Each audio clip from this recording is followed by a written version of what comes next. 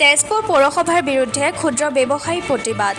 নিয়মিত খাজানা আদায় দিয়া স্বত্বেও পদপথৰ পৰা ক্ষুদ্ৰ ব্যৱসায়ী প্ৰতিষ্ঠানসমূহক উচ্ছেদ কৰাত পৌৰসভাৰ বিৰুদ্ধে প্ৰতিবাদ মুখৰ হৈছে ক্ষুদ্ৰ ব্যৱসায়ীসকল।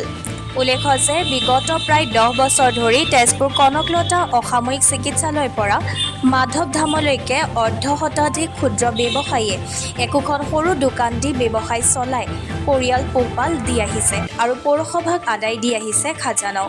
কিন্তু এই ক্ষুদ্ৰ ব্যৱসায়ীসকলক এতিয়া পৌৰসভাই নিৰ্দয়ভাৱে উচ্ছেদ কৰাত পৌৰসভাৰ বিৰুদ্ধে প্ৰতিবাদ মুখৰ হৈছে ব্যৱসায়ীসকল। মোৰ নাম বিকি বিশ্বকৰ্মা হয়। মই স্মাৰ্ট বজাৰ ফাষ্টফুডৰ দোকান আছে। তাৰপিছত আজি প্ৰায় 1 বছৰ ধৰি দোকানটো দি আছোঁ। বন্ধনৰ পৰা লোন চোন লৈ কিনে আমি এনেকুৱা দোকান দি কিনে চলি আছোঁ। ঘৰ বাৰী ভাড়া ৰুমতে থাকোঁ আৰু ভাড়া ৰুমবিলাকৰ পইচাটো দিবই লাগিব। দোকান চোকান বন্ধ কৰিও লাভ নাই। সেইটো কাৰণে আমি দোকানবিলাক দি কিনে কৰি খাই আছিলোঁ। তাৰপিছত মাজতে যে পাৰ্মিশ্যন দিলে মিউনিচিপালিটিৰ অফিচৰ পৰা যে দোকানবিলাক উঠাই দিব লাগে বুলি, আমিও ভাবিলোঁ কিহৰ কাৰণে উঠাব লাগিব, সুধিলোঁ। সোধা মতে গম পালোঁ যে DC অফিচৰ পৰা প্ৰব্লেম আহিছে বুলি। তাৰপিছত আমি ভাবিলোঁ কিবা হ'ব পাৰে সেইটো কাৰণে দোকানটো উঠাই দিলোঁ। উঠাই দিয়াৰ পিছত প্ৰায় 3 সপ্তাহ বন্ধ হৈ থাকিলে। তাৰপিছত আকৌ ঠাণ্ডা হ'ল মাজে মাজে।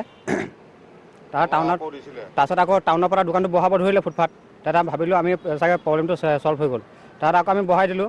এতিয়া টাউনৰ দোকানবিলাকৰ কোনো প্ৰব্লেম নাই। চিভিল চাৰিআলিৰ পৰা আপোনাৰ মাধৱধামলৈকে মানে গোটেইখিনি আকৌ উঠাব দিছে।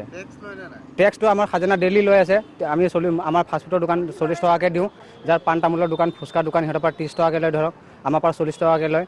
আৰু কালি পৰহি আহিছে মিউনিচিপালিটি অফিচৰ পৰা আহিছে কাগজ লৈ কাৰণে ডাইৰেক্ট 300 টকাকৈ চবকে ফাইন লগাই দিছে। জেগাতটো চব চলি আছে। দৰং কলেজ এইফালে চলি আছে, কলপাৰ্কৰ এইফালে চলি আছে, এই মেইন বজাৰৰ এইখিনি চলি আছে, চব চাইড চলি আছে। খালি চিভিল চাৰিআলিৰ পৰা কোৰ্ট চাৰিআলিলৈ মাধৱধামলৈকে দোকানখিনি বন্ধ কৰিব দিছে। এতিয়া আমি বালবাজাৰ থকা মানুহ, পোৱালি আছে, বন্ধনৰ পৰা লোন লৈছোঁ। এনেকৈ যদি দোকানটো বন্ধ কৰি থৈ দিয়ে আমি লোনবিলাক কেনেকৈ ক'ৰ পৰা মাৰি দিম। এই উচ্ছেদৰ বিৰুদ্ধে আজি ক্ষুদ্ৰ ব্যৱসায়ীসকলে তেজপুৰ কোৰ্ট চাৰিআলিত ধৰ্ণা কাৰ্যসূচী ৰূপায়ণ কৰি জিলা আয়ুক্তক স্মাৰক পত্ৰ প্ৰদান কৰে। চাহৰ দোকান আছে, বন্ধনৰ পৰা লোন লৈ পেলাই দোকান দিছোঁ। এতিয়া মানে কি দোকান দিব দিয়া নাই, খাজানাটো ঠিকে লয়। সিহঁতক খাজানা নিদিওঁ বুলি ক'লে আমাৰ লগত কাজিয়া কৰে সিহঁতে। 40 টকাকৈ লয় আমাৰ। 1 টকা কম নলয়। মাজতে দুদিন 20 টকাকৈ দিওঁতে সিহঁতে ল'ব নোখোজে আমাৰ পৰা। মানে দোকান দিব নিদিয়ে। আমাৰ বহুত অসুবিধা আছে। ল'ৰা ছোৱালী আছে, ভাড়া ঘৰত থাকোঁ। কেনেকৈ চলিম আমি দোকান নিদিলে? দোকানখন উঠাই দিছে। আজি 3 দিনমান হ'ল লগাইছোঁ, আকৌ উঠাই দিব দিছে। আকৌ পৰহি মেজিষ্ট্ৰেট গৈছিলে, উঠাই দিব দিছে। দোকান দিব নিদিয়ে। আমি কেনেকৈ চলিম এতিয়া?